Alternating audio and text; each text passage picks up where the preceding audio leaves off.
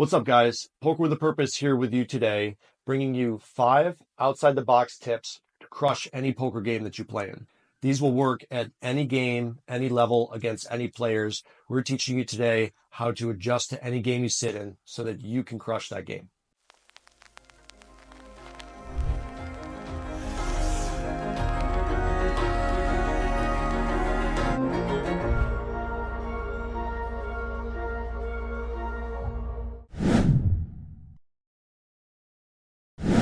Tip number 1. You're there to play the player, not your cards. Most of us believe, especially when we started out in the game, is that your cards is the most important thing. Ultimately, it's us understanding what the other players are there to do overall and in the hand that makes you a winner. So first thing you gotta understand is who are these players and what are they there to do? There's 3 basic types you need to understand, and everyone falls somewhere between those 3. So first is the player that's there to play it safe. I've never made a fold this big. I'm not even kidding. Do it. I think I might fold. Do it. Let it go. Oh my God! Oh my God! Oh no! He plays it safe in life, which means even when he invests money, the most he will invest in is something like a savings account or somewhere where he doesn't have to worry about his money disappearing. So he's completely risk averse. And that's why he's at the table, is he wants to play as safe as possible. And if that means winning less, so be it. The second type player, the other extreme opposite, is the guy that gambles at all costs, because for him, gambling is life. Jack stack in the middle.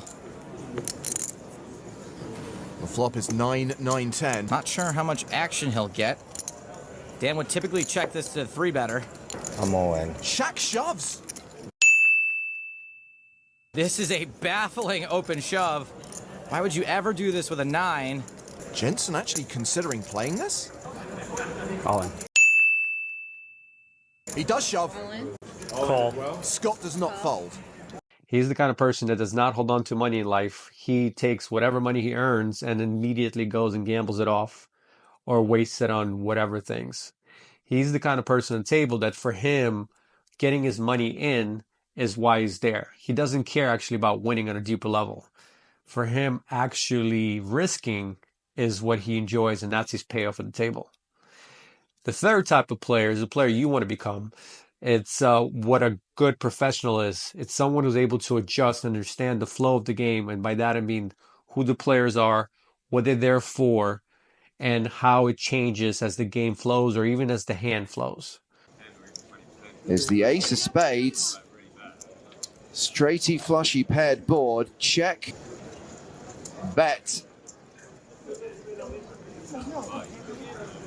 All in. All. Clearly a big decision. And she folds. Ace queen. Full house. And Polychronopoulos shows aces. What? He had a better full house. What an inspired fold. Are you serious? What? What? So for you, that means being able to flow with the game and to understand what is happening in the moment on a deeper level with each player. Tip number 2. You're there to facilitate these players' intentions at the table.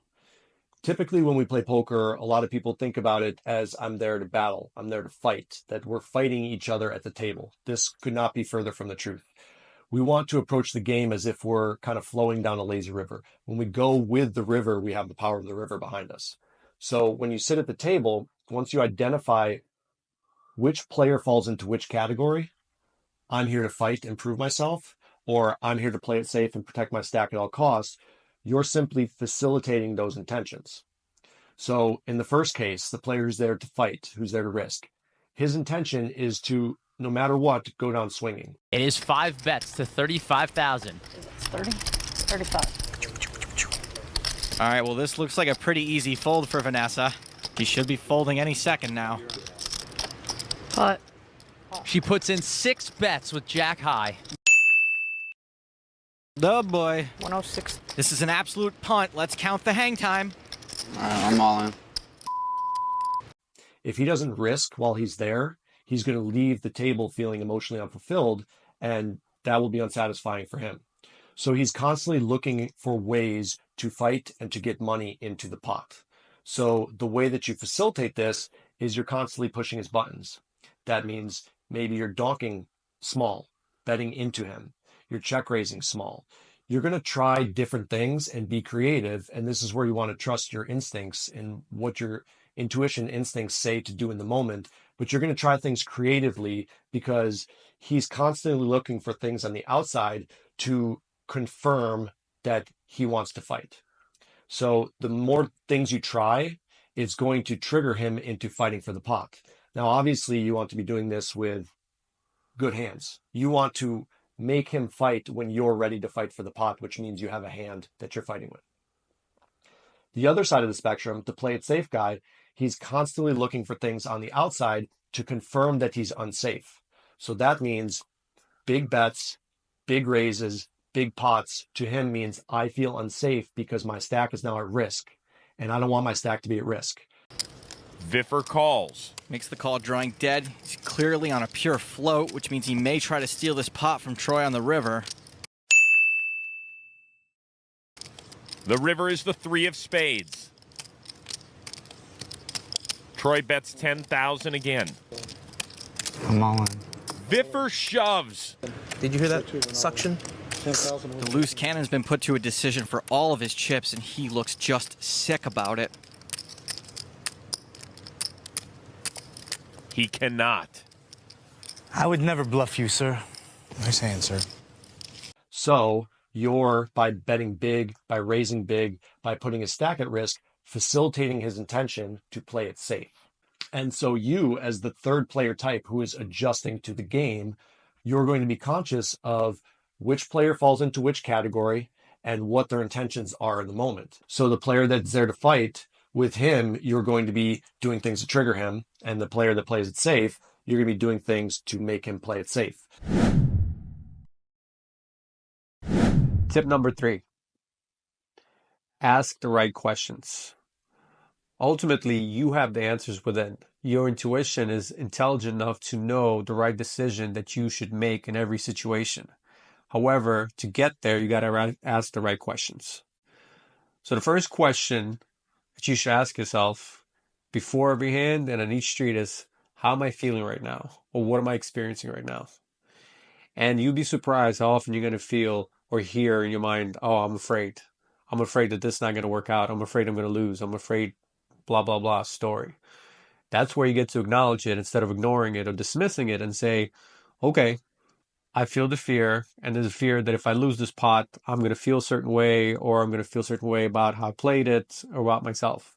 Am I okay with losing it or not winning this pot? And then give yourself actual permission to say, yes, regardless of the outcome of this pot or this hand, I'll be okay.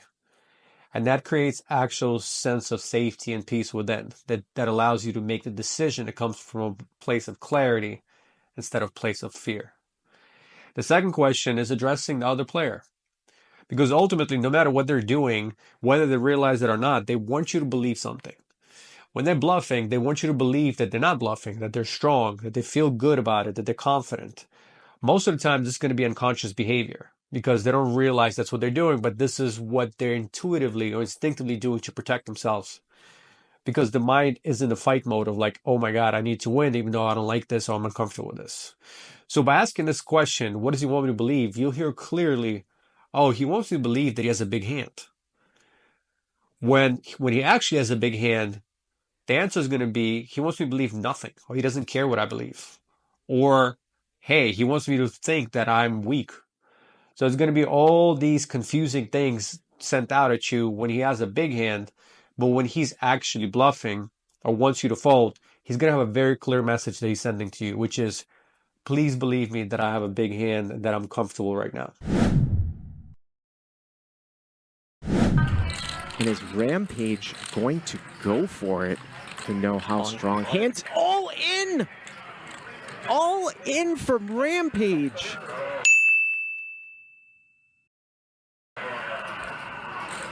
What heart? Unbelievable.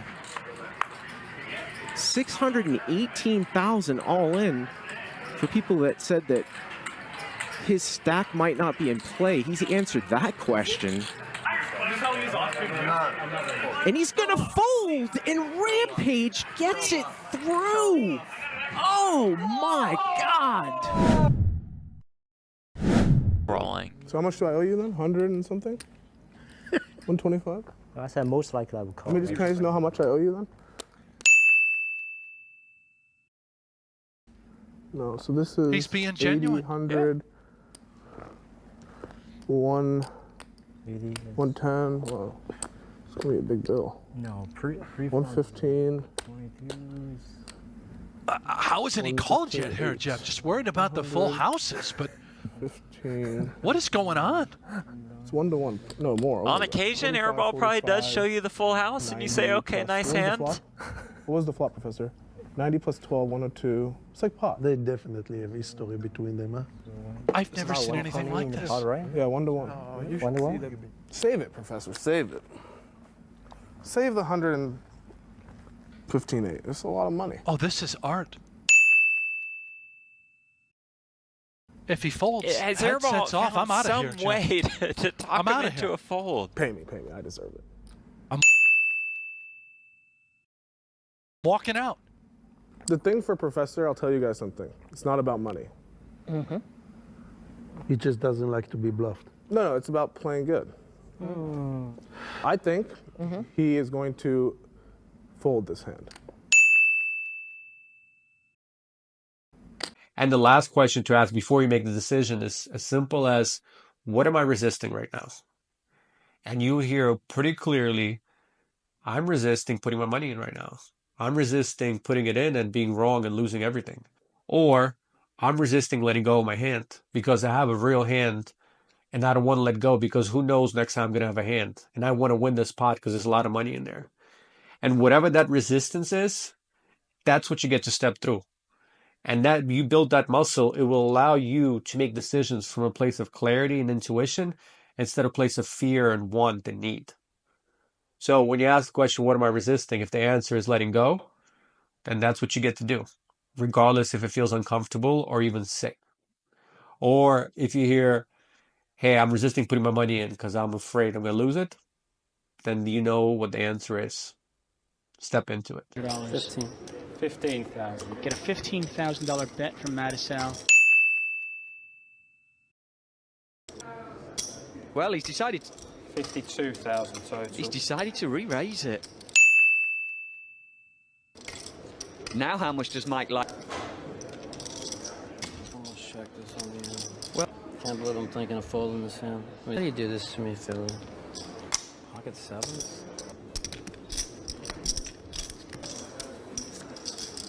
Oh, wow. And he throws laid it it away. down. Oh, my. He's going to be sick. And is Ivey going to show this? I had the ace.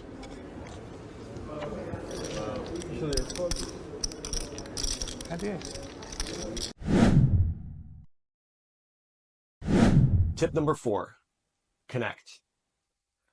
We've been taught through the poker world to use strategy at the table that involves what our hand is in relation to the board and how those two relate to each other. But we know that our hand is only important, the strength of our hand is only important in relation to the opponent's hand. If we have pocket aces, that's a great hand. If the guy has nothing, if the guy has a set or two pair or something, then our aces doesn't mean anything. It means we're losing. So our hand is only important in strength in terms of the way it relates to the opponent's hand.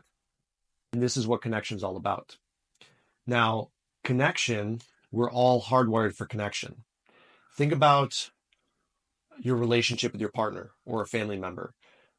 Think about the times when you've been interacting with them and you know intuitively that something is off, that their energy is off in some way, that they're not being their authentic selves, they're not cheerful, joyful, that something's off. And maybe consciously you don't exactly know what it is, but somewhere deep within your intuition is saying, yo, something's off here. And that's your cue to, if you're in a relationship, to connect with your partner and say, ask questions. Hey, what's up? Is something bothering you? And then they share it with you. Now, obviously at the poker table, your other players are not going to be sharing their hand strength with you, but this is where we get to connect with them and trust our intuition. So the first step in connection is connect to yourself. How do we do that? Breathing. Breathing is our tool that we have conscious control over that connects all of our energy centers, and it connects our conscious mind and our intuitive mind together. So the conscious mind is typically worried and concerned about things like, what hand do I have? What is the board texture? What happened last hand? It's constantly looking for things to search for. And so through our breathing, before the hand, you can start with a 4-7-8 breath, a 8-12-16 breath. Typically, you do a shorter inhale, a hold, and then a longer exhale, which will calm down your nervous system. Or you can do box breathing, 5 in, 5 hold, 5 exhale, 5 hold. Any of these will train your conscious mind to focus on the breath instead of on what about the environment is unsafe. So the breathing will connect you, your conscious mind, to your intuition. So once you're connected to your breath, you're present. Breath is presence. And then you can connect to your opponent. This will take a little bit of habit reforming because we've been taught and we condition ourselves to, as soon as the cards come out, what's the first thing we do? We look down at the cards. And this is something as old as from rounders. I was watching when the cards came out. That's just an old habit with me, like breathing. You watch the cards? I watched the cards also, but I watched the players reacting to the cards. That's how I knew the DA made his 2 pair and Judge Kaplan missed the flush. Yeah. I was watching their eyes when they checked their river cards. Their faces tell you everything. I watch the players. I don't watch the cards. So we're retraining ourselves to watch the players as they react to the cards because their reactions will tell you everything. And you could ask questions like, how does he feel about his hand? Is he happy, excited, or is he sad, deflated? And you want to start developing an awareness of the patterns that people display. Because even if there's a belief that we think that players aren't giving anything away, or I can't figure this guy out, or whatever the belief is inside, everybody has an authentic reaction to the hand that they have, and whether they like the hand or whether they don't like the hand. And so when you're connected to them, you're going to see that and start developing awareness of those patterns within them. And then once you connect to the player, you can go to the board and say, okay, now how does my hand strength relate to how he feels about his hand, whether he likes it or not? Neither player flopping a whole lot of anything. Out in with the 125, 125, 6 bet, 355. Right. Wow. 355.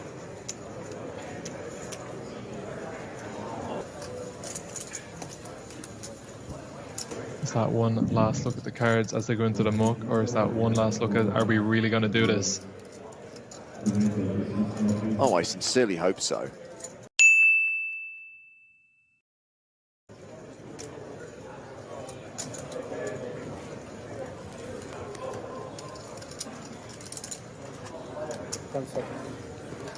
Marlin. Yes! What? In your face! It's Tip number 5, accountability. I know when a lot of you hear the word accountability, the first images or thoughts that come to mind is not the most fun ones. We've always been taught that accountability is somehow work, or that it's tough, or that it's something that you have to do. But ultimately, accountability is freedom. And here's how it shows up at the table. Because what you believe, you perceive. So if you see things on the outside as responsible for the way you show up at the table, for your results, then you're going to be the victim of circumstance, a victim of things happening to you. And when you're the victim of things happening to you, you can't change it.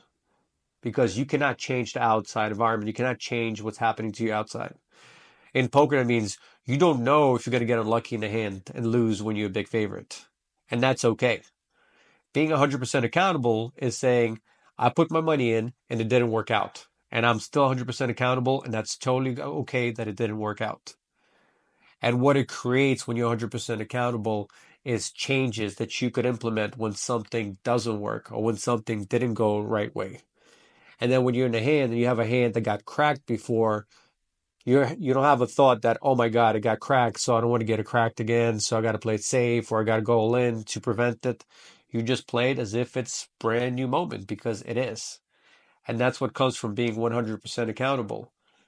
And then you realize the magic in it, it goes even deeper, because even when things don't work out, it actually creates abundance and prosperity for you. So let's say if you bluffed on the river and the guy called you with the nuts and you have nothing. You think, oh my God, I'm a terrible player, blah, blah, blah story. Instead, reframe it into 100% accountable. I made this decision. Something was off. What question did I not ask? Where was I not present? And after you make the changes to see, oh, okay, this is where it didn't work, it'll work for you next time. And guess what? Now, everybody at the table thinks you're this wild maniac who could bluff off with nothing. And next time, and the time after that, and time after that, you're going to get paid, and paid big time. So this is victory mindset. This is a winner's mindset. I'm 100% accountable for all my decisions and outcomes. And with that, I'm in charge of whatever happens at the table. I think he's value betting. He's just betting because it's Helmuth, and he knows that he's got the best hand. And Flush.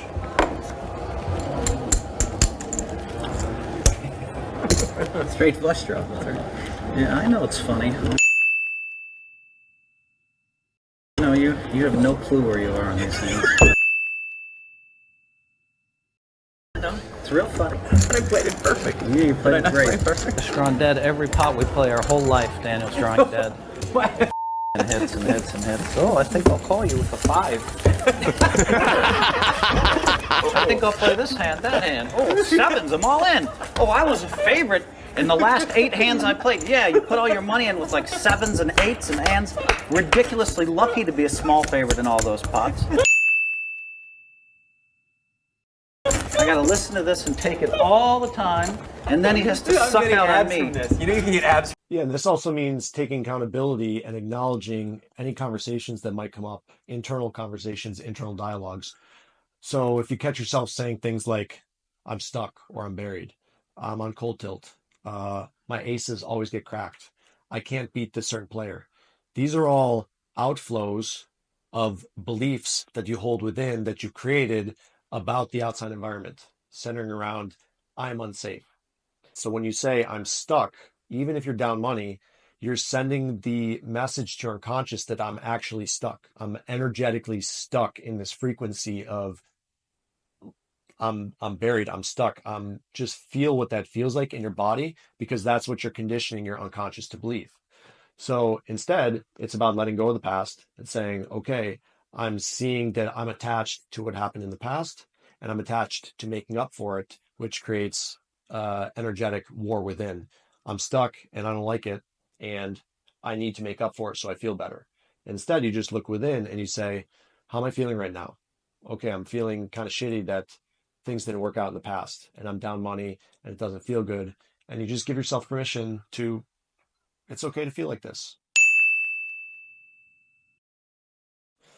Sometimes we feel like this, and I give myself permission to feel like this, which gives my unconscious the message that it's okay and I'm safe. And then you could play from freedom going forward versus I need to fight, I need to prove myself to make up for this, or I need to play it safe so that I don't lose more money. So there you have it. If you take on this opportunity to rewire your habits at the table and take accountability for your mind, your consciousness, and the way that you approach the game and life, then you'll shift your game profoundly in a way that you never even thought was possible, and you'll be more in control of your results than you ever thought. Remember, change the way you perceive the world, and the world will change for you. So if you show up using these tips, understanding that I'm in charge of what happens, and even when things don't work out, I'm still in charge of it. understand the connection starts within and then connecting to players at the table, you will start seeing the game and yourself in a profoundly different way. And ultimately, what that will result in is winning. And if you enjoyed these tips, if you enjoy our other videos, please like, comment, share, subscribe to the channel. Please support us so we can support you in taking your game to the next level. Thank you. Thank you.